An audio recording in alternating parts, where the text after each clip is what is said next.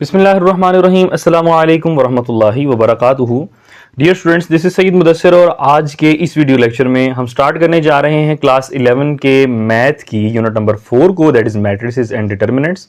Quite easy and quite important chapter है ये आपका, short questions and long questions point of view से।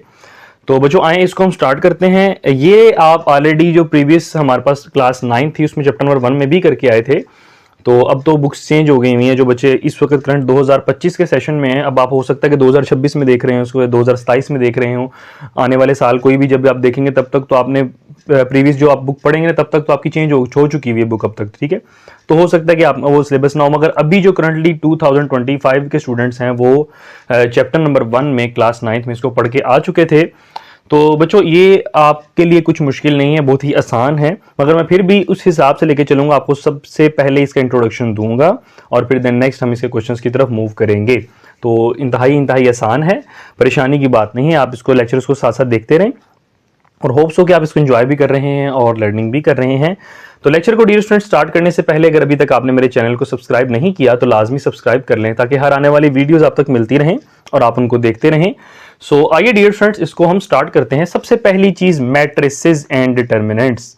अब लफ्ज मैट्रिक्स होता क्या है, ठीक है, ये आपने सबसे पहले तो ये समझना लफ्ज मैट्रिक्स क्या होता है।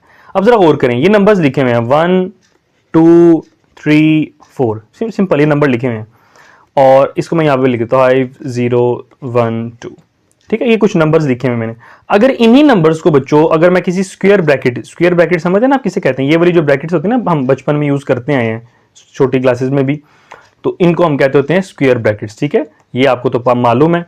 तो हम अगर किसी भी नंबर को स्क्वायर ब्रैकेट्स में इनक्लोज करके लिख दें, मगर इनक्लोज किस तरीके से करना है, रेक्टेंगुलर अरेंजमेंट। रेक्टेंगुलर अरेंजमेंट ये होती है आपकी बच्चों, ठीक है। ये देखें ये रेक्टेंगुलर अरेंजमेंट है, इस तरीके से ये और ये आपकी रेक्टेंगुलर अरेंजमेंट कहलाती है, ठीक है। मैं साथ साथ आपको बताऊंगा, इस बारे में हमने परेशान नहीं होना, ठीक है।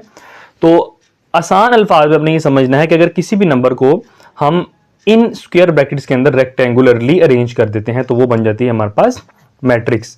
तो मैट्रिक्स जो है, मैट्रिक्स की जो प्लूरल है वो है मैट्रिसेस।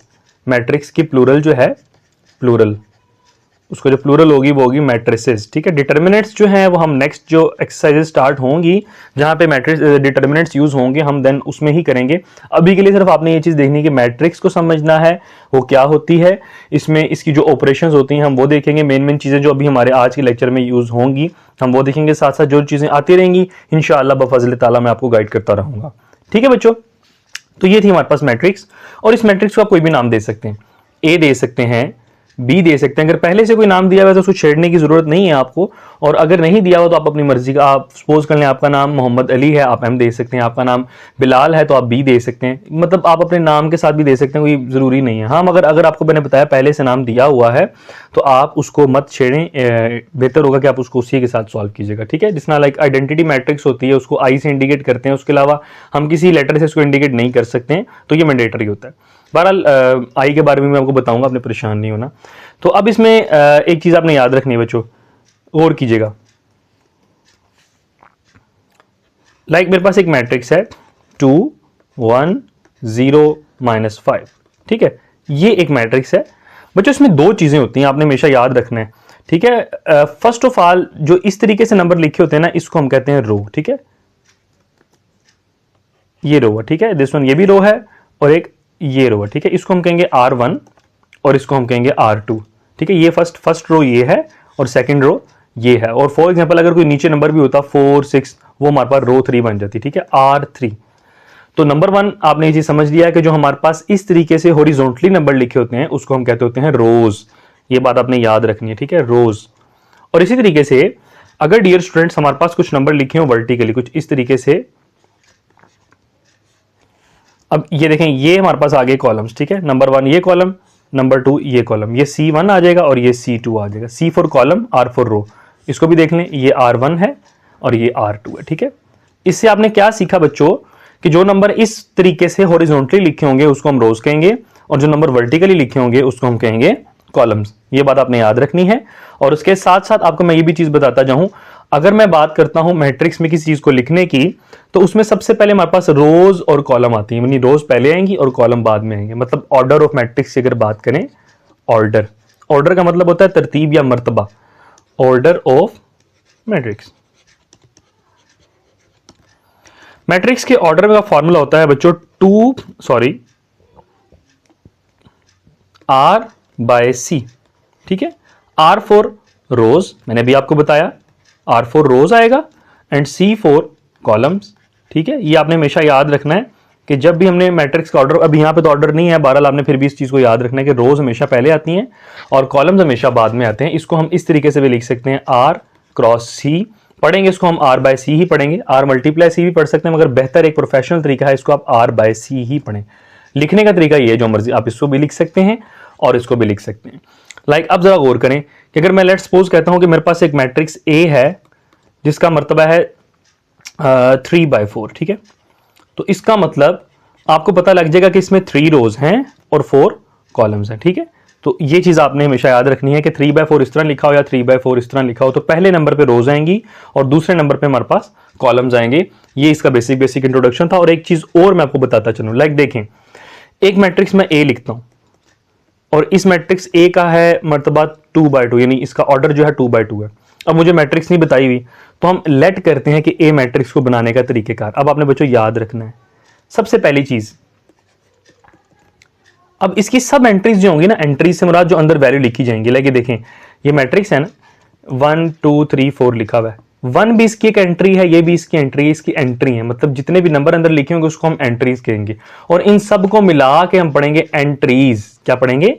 एंट्रीज। तो मैं जब भी लफ्ज एंट्रीज का यूज करूंगा आपने समझ जाना कि उसके अंदर वाली वैल्यूज की सर बात करनी है, ठीक है।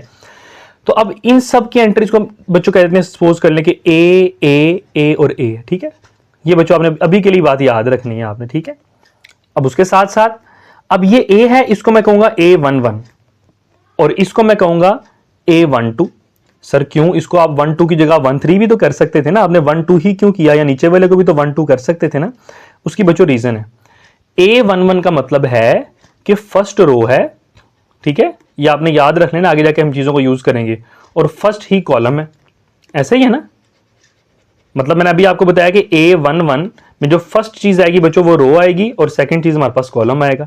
तो अगर इसी तरीके से A12 की बात करता हूं, A12 का मतलब है फर्स्ट रो, तो अभी हम फर्स्ट रो में ही ना, गौर करें, हम फर्स्ट रो में गौर कर सकते हैं। अभी ये फर्स्ट रो है तो इसमें फर्स्ट रो है और ये वाला सेकंड कॉलम है, तो इसलिए इसकी एंट्री का नाम A12 बन गया। और अगर इसकी बात करें नीचे वाले की, तो ये देखें ये अब सेकंड रो है तो यहाँ पे 2 आ जाएगा, सेकंड रो है और उसका फर्स्ट कॉलम है तो ये 2 1 बन जाएगा।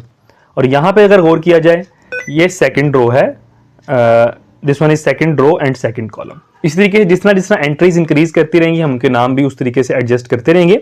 जो आपकी बुक में है तो बच्चों उन्होंने आपको AIJ की फॉर्म दी हुई है, A ऑफ IJ, ठीक है। इसने वेक्टर की फॉर्म में इस तरीके से दिया, मगर आपने परेशानी नहीं इस चीज की लेनी। तो I का मतलब भी आपने कंसीडर करना है कि ये रो है और J का मतलब भी आपने कंसीडर करना है ये कॉलम है। होप सो कि आपको ये चीज समझ आ गई है, इसका इंट्रोडक्शन समझ आ गया है। तो आई डियर स्टूडेंट्स इसको हम स्टार्ट करते हैं। सबसे पहले इस वीडियो लेक्चर में हम डिस्कस करेंगे क्वेश्चन नंबर 1 को। तो आई डियर स्टूडेंट्स हम स्टार्ट करते हैं। क्वेश्चन नंबर 1 में हम देखते हैं कि हमसे क्या कहा जा रहा है जी। तो डियर स्टूडेंट्स हम एक्सरसाइज नंबर 4.1 के क्वेश्चन नंबर 4 की तरफ आ चुके हैं। तो अगर गौर किया जाए क्वेश्चन नंबर 1 में हमसे कह रहा है कि if A is a matrix with AIJ with the order of 3/4 then show that कि I3 multiplied by A will be equals to A and A multiply I4 is equal to A। आपको देखने में तो बड़ा खौफनाक लग रहा है, ये कोई खौफनाक सवाल नहीं है, बहुत इजी सवाल है। आए बच्चों इसको हम स्टार्ट करते हैं। देखिए मैंने सवाल को ऑलरेडी लिख के रख लिया हुआ है। तो लेक्चर को स्टार्ट करने से पहले बच्चों, इस क्वेश्चन को स्टार्ट करने से पहले अगर अभी तक आपने चैनल को सब्सक्राइब नहीं किया तो लाजमी सब्सक्राइब कर लें, ताकि बच्चों हर आने वाली वीडियोस अब तक मिलती रहेंगी। वीडियो पसंद आ रही है तो इसको लाजमी लाइक भी करें और अपने दोस्तों के साथ शेयर भी करें। अब आए मैं आपको इसको समझाता हूं।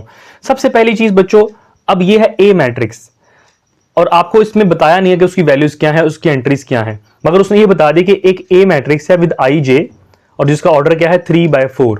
3/4 का मतलब है इसमें रोज कितनी है 3। मैंने भी आपको बताया था कि फर्स्ट नंबर पे रोज आती हैं, सेकंड नंबर पे कॉलम्स आते हैं, और कॉलम्स कितने हैं इसमें 4।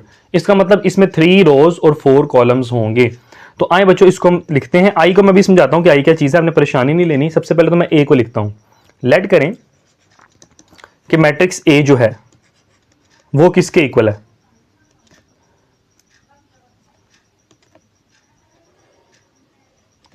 अब फर्स्ट में हमने बच्चों A ही लेट करना है, IJ। अब सबसे पहले IJ ये फर्स्ट रो है और ये फर्स्ट कॉलम है, ठीक है। उसके बाद first row second column, total 4 columns है इसमें, first row third column, first row and fourth column, ठीक है। लें जी, ये हमारे पास इस तरह तो बन गया। अब हमने इसी तरीके से 3 रोज बना लेनी है।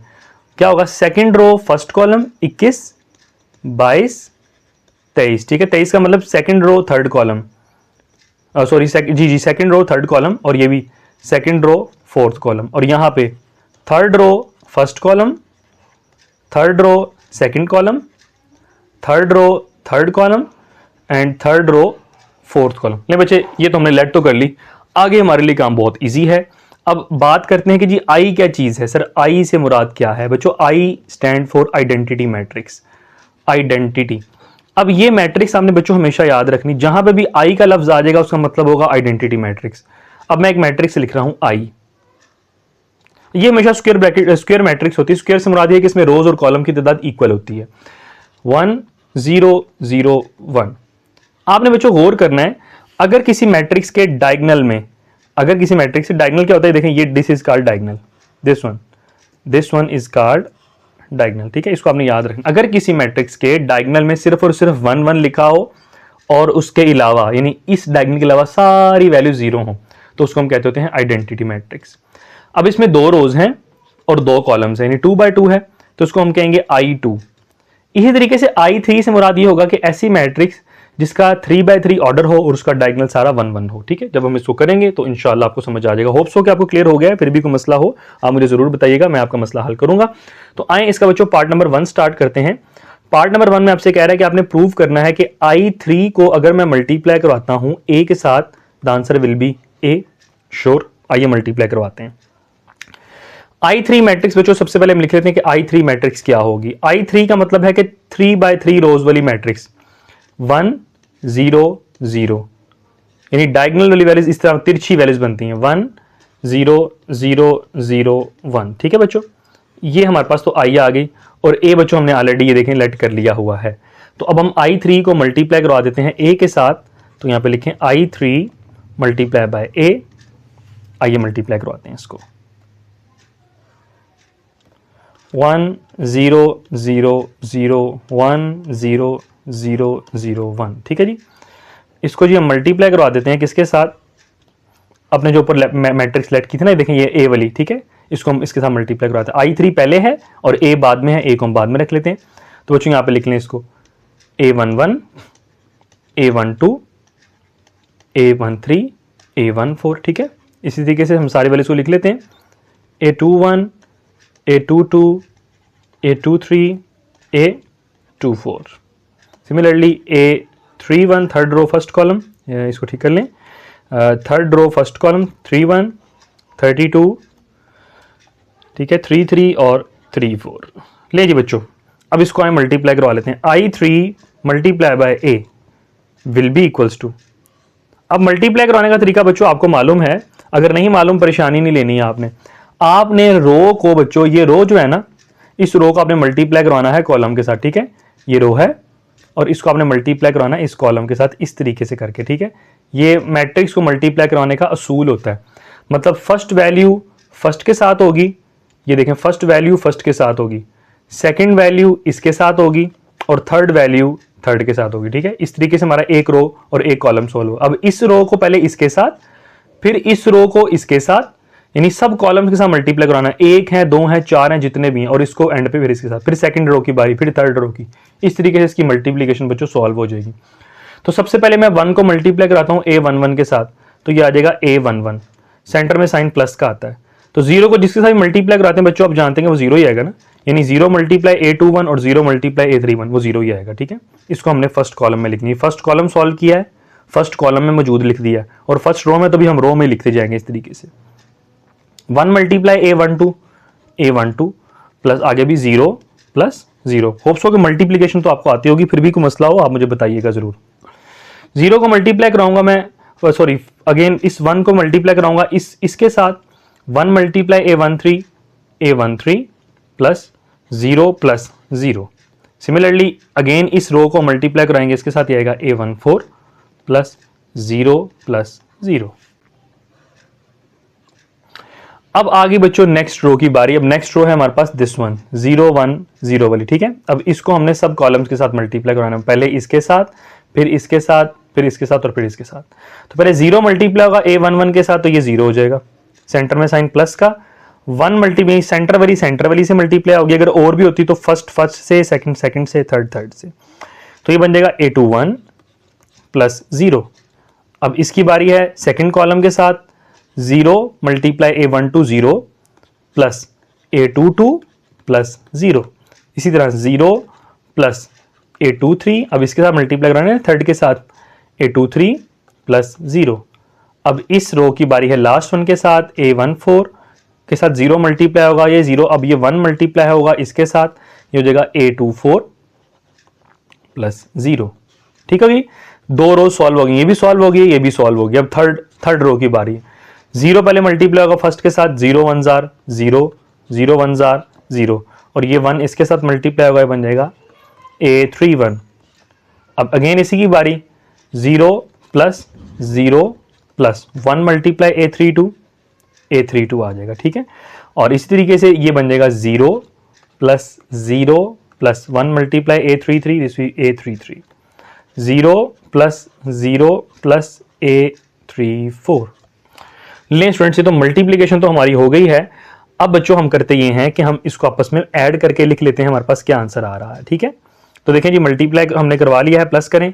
अब जानते हैं 0 जिसमें भी ऐड होता है वो एज इट इज आए थे, तो ये आएगा A11, साथ आ जाएगा A12, A13 और A14। ठीक है जी, ये हमारे पास आगे बच्चों एज इट इज। अब इसी तरह सेकंड रो को सॉल्व कर लें, A21, A22, A23 और A24। ठीक है जी, ये आएगा A31, A32, सबको प्लस कर दिया, A33 एंड A34।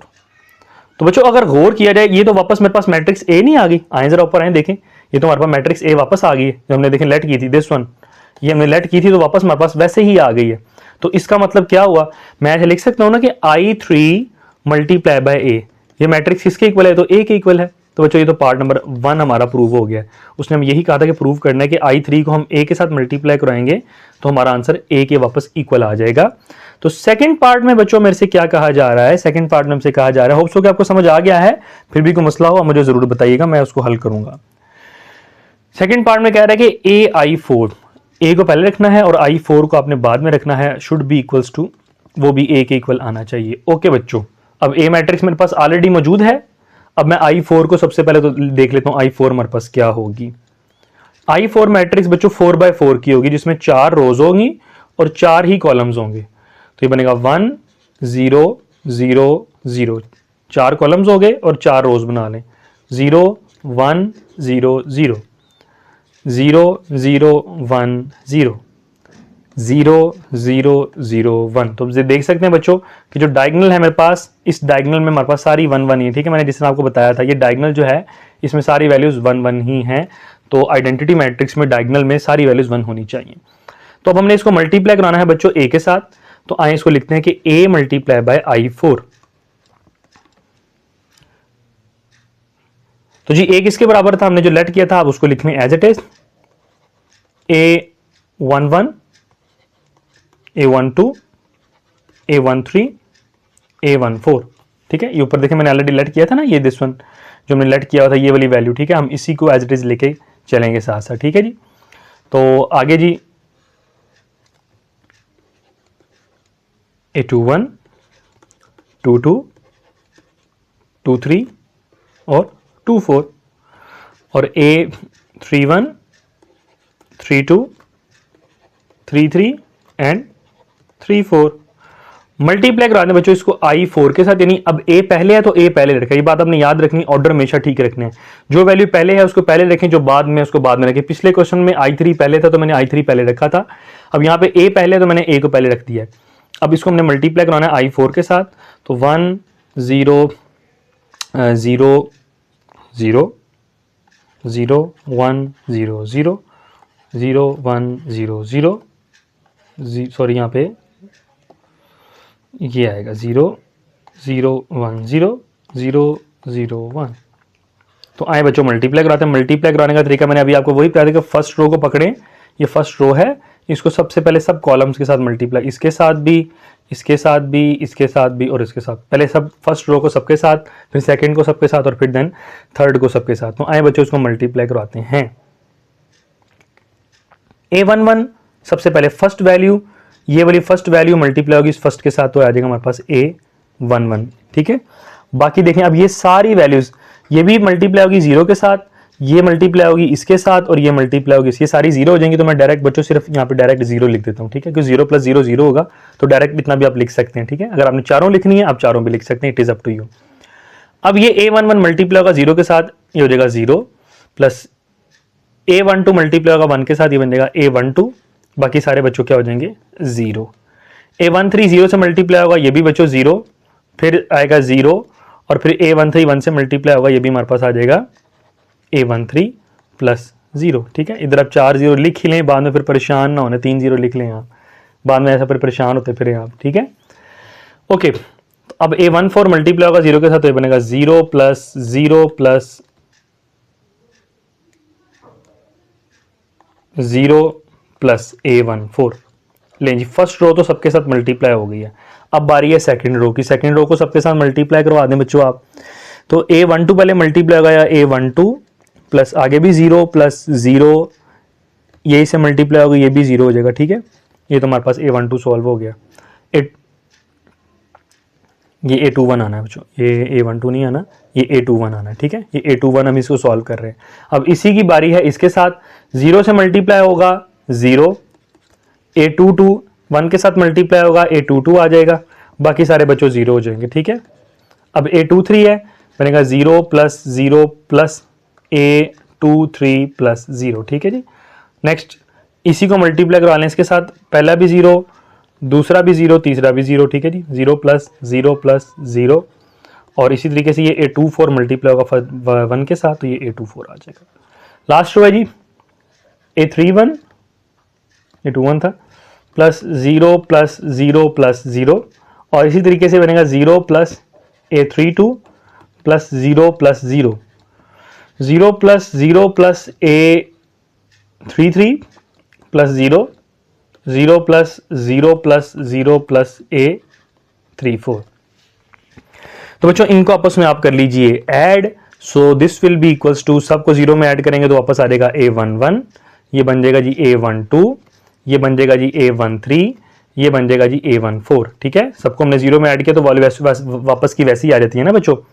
तो A21, A22, A23, A24, ये बन जाएगा A31, A32, A33 और A34।